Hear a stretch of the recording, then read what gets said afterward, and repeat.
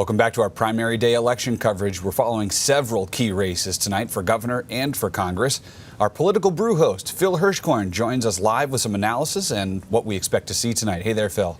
Hey there, Chris. I'm with two of our regular panelists, Emily Kane, a Democrat, Jason Levesque, a Republican. Both have served in public office. Let's get right to it. The Senate race all year long has been the marquee race, maybe not so much since Janet Mills suspended her campaign April 30th. But Emily, do you expect some sort of significant protest vote, especially with the negative stories about Plattner in recent weeks? I want to show a sign that I've seen around town.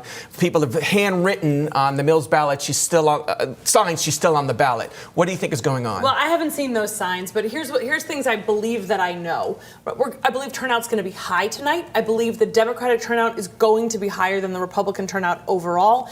I believe Graham Plattner will have more than 50% of the vote at the end of the night and will be the nominee. I wouldn't necessarily call it a protest vote. I would call it a I'm not ready yet, I don't know enough, I have a lot of questions kind of vote. But I would expect to see the governor. I would have originally told you prior to the last couple of weeks that she would be 12, 15. I think she'll be north of 20% potentially coming out of tonight. Okay, not a lot of competition there, Jason. Let's turn to the governor's races. Right. 7 Republicans in your party on the ballot. We have a graphic with all of their faces just to remind everyone. I won't say all the names because if they don't know by now, they're not paying attention. What are your expectations when returns come in after 8 o'clock? I mean, this is going to look a lot like 2010. Kind of part 2, if you would, except with the variable of ranked choice voting. I do think that it's going to surprise us, a lot of these candidates. I think a lot of people are starting to break. I think a lot of people are starting to change their minds as well. They might have supported one candidate early on due to some early name ID. Now they're switching a little bit, which is normal, especially considering that really the attention's been focused on this race just for the last, 2-3 weeks now. So it's going to be interesting. I think whoever gets past the first or is in the number 1 position in the first round will not be the eventual nominee. Do you think it'll be Bobby Charles? He seems to think so, and some people at the Republican convention voted him first. I don't want to say any names because I don't want to be too wrong after 8 o'clock or tomorrow or next week. But I think whoever wins the first round will not win the nomination. Okay, because Republicans are actually going to engage in ranked choice voting and vote second and third. They're going to stumble their way through ranked choice voting and make a darn good attempt. We'll see. But the devil's in the details on that. So just a minute left, Emily. We have 5 Democrats on the gubernatorial ballot. Again, we'll put their faces on the screen by now. Hopefully our audience knows who they are. 4 of them longtime public servants. You're Hannah Pingree's treasurer.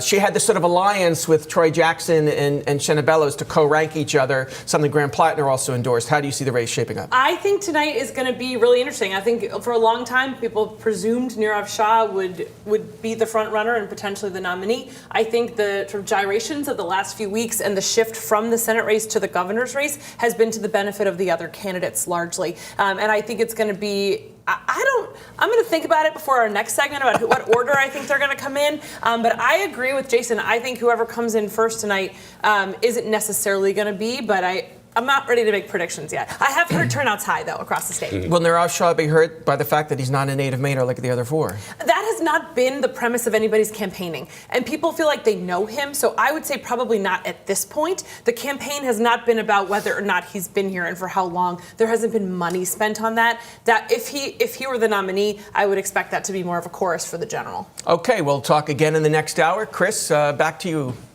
All right, Phil Hirschkorn live in the studio with our analysts. Expect to hear lots from them coming up during our special coverage from 8 to 11:30 tonight.